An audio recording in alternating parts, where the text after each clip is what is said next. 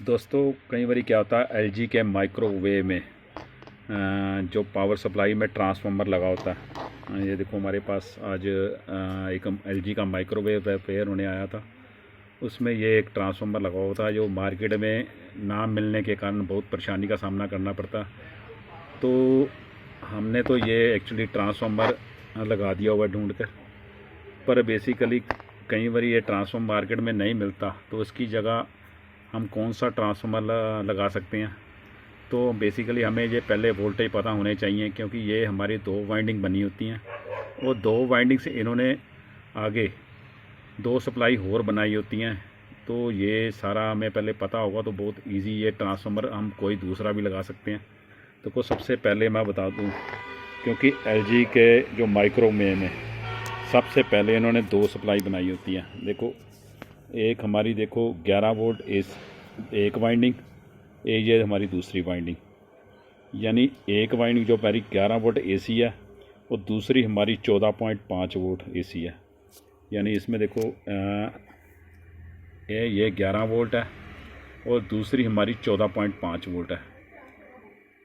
और इधर देखो, और इसके बाद देखो ये 11 वोल्ट की वाइंडिंग है। देखो दो डायोड लगाकर, और आगे देखो एक रेजिस्टेंस लगी हुई है, रेजिस्टेंस से आगे एक कैपेसिटर लगा हुआ है। यहाँ हमारी एक डीसी 12 वोल्ट सप्लाई बनती है। और इसी तरह 14.5 वोल्ट की जो वाइंडिंग है, देखो दो डायोड लगाकर इन्होंने आगे एक कैपेसिटर लगाया हुआ है। यहाँ हमारी 17 वोल्ट की सप्लाई बनती है। और ग्राउंड इन्होंने देखो कैसे बनाई हुई है। देखो जो डबल वाइंडिंग है हमारी ट्रांसफार्मर की आउटपुट की, देखो चारों टर्मिनल 1 2 3 4, चारों से एक एक डायोड इन्होंने रिवर्स ग्राउंड किया हुआ।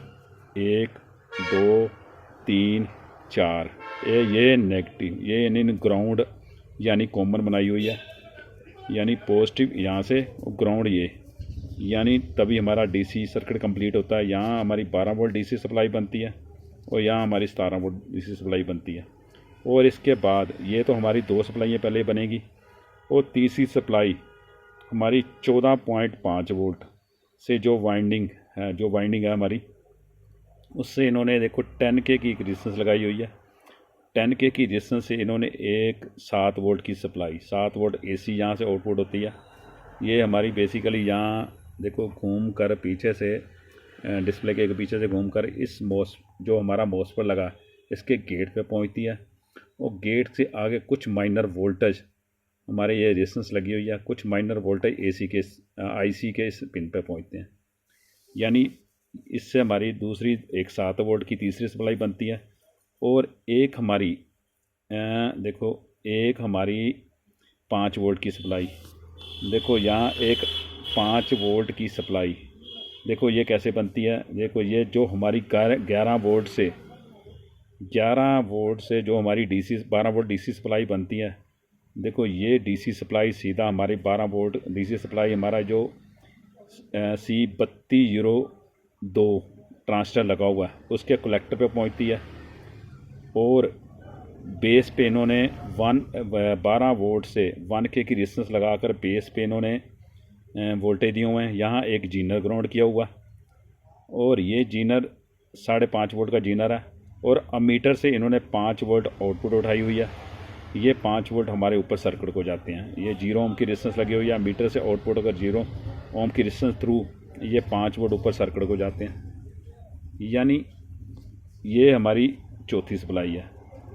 देखो इन्होंने ग्राउंड कैसे बनाया हुआ है ये भी देख लो पहले। देखो इसमें 4 डायोड इन्होंने 1 2 3 4, ग्राउंड सारी कॉमन है। ये पहले मैंने बताया कि ग्राउंड रिवर्स डायोड कैसे लगे हुए हैं। देखो 4 डायोड लगे हुए हैं, ये ग्राउंड इन्होंने बनाई हुई है। ट्रांसफार्मर के चारों टर्मिनल से 4 डायोड ग्राउंड किए हुए हैं। देखो ये इन्होंने ग्राउंड बना दी हुई है। तो ये यानी टोटल 4 सप्लाई। और आगे हमारी देखो एक 17 वोल्ट, जो हमारी 17 वोल्ट सप्लाई बनती है। देखो यहाँ इन्होंने आगे एक 7805, ये एक 7805 लगा हुआ है।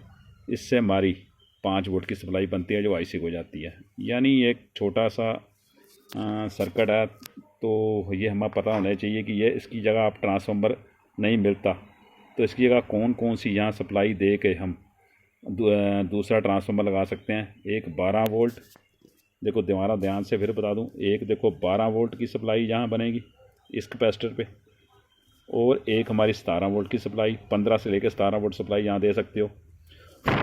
और दूसरी यहाँ एक 7 वोल्ट की सप्लाई ऊपर जा रही है, और एक 5 वोल्ट की सप्लाई हमारा ये सर्किट बनाता है। जब हमारा ये इस ट्रांसफार्मर से वोल्टेज बनते हैं तो हमारा इसके बाद एक रेगुलेटर सर्किट 5 वोल्ट सप्लाई बना के आगे सर्किट को देता है। यानी ये आप जो वीडियो मैंने डाली है, आप इसी तरह अगर ट्रांसफार्मर नहीं मिलता तो इसको दे के ऐसे इतने वोल्ट यहाँ दे के सर्किट को ऑपरेट कर सकते हो। Okay, thank you. दोस्तों, ये छोटी सी वीडियो थी ट्रांसफार्मर के रिगार्डिंग में। कई बार क्या आता है, हमें ट्रांसफार्मर मिलता नहीं है, इसके कौन सी सप्लाई कहाँ जाती है हमें ये पता होना चाहिए, तो बहुत ईजी इसको रिपेयर कर सकते हैं। ओके, थैंक यू दोस्तों।